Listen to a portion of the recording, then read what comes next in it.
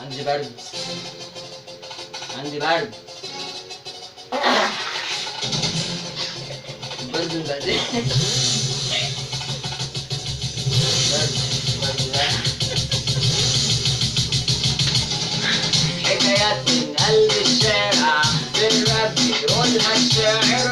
حكايات من قلب الشارع بالراب بيقولها الشاعر. أول حكاية بنت آية لما صحيت من النوم غسلت وشي من غير مصدر ولبست الهدوم. شكلك مش نايم تشرب قهوة ولا ليمون؟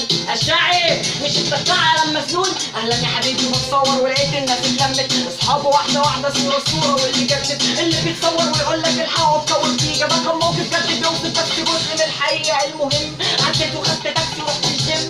تليفوني بيرن مش MTM. دي آية وصلت لها وبدأت تفضلي وهتزن.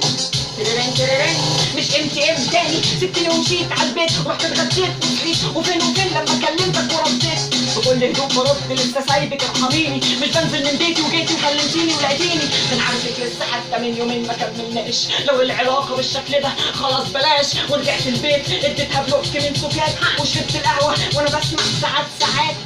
حكايات من قلب الشارع بالراب بيقولها الشاعر.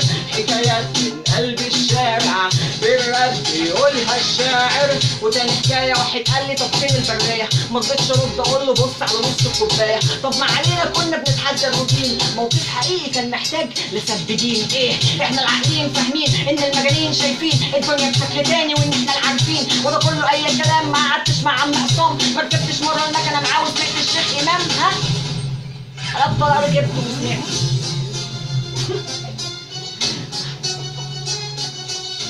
شاور ونادالي وحكالي بلاوي وحكالي على بلاوي في كل واحد سدت عين. الشمس لو الشمس هي اصلا عين. تغيير المود مطلوب نرجع لاخينا المنصوب على ان اخواته وعاش حياته في الشارع وبات لحد ما بقى على الرصيف بيقول حكايات ويعيد روايات ويزيد حكايات. ده عم عصام ضيع حكايات لحد ما مات الله يرحمه.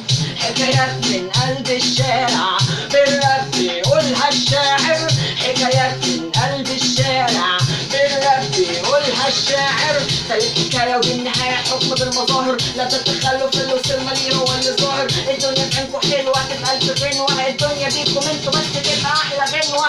ده كلام أغاني حكي عن حالي ده ألاقي المعنى في كل حكاية إن الحياة تلاقي. مش ناسي إن أنا كنت أتمنى في أحسن واحد يغني الفن خلي في سكة لوحدي. الراب تمليك في رأيي عندي يعني بس تتمركز في المتقوقز وتحنس الفن بس تجارة. ده أحسن برضه رأيي وده برضه أي كلام. ما قعدتش مع عم عصام ما ركبتش مرة معاك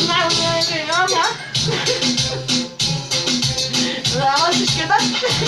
على الطلع عملت كده وادي الأمر بس يا سيدي. وقام راميلها 3000 جنيه في وشها ولا مش عايز اعرف منك حاجه. قالت له ايه؟ قال لها اصل انا مش حسين. انت عملتوا ايه يا حسين وانا مش حسين؟ السلام عليكم.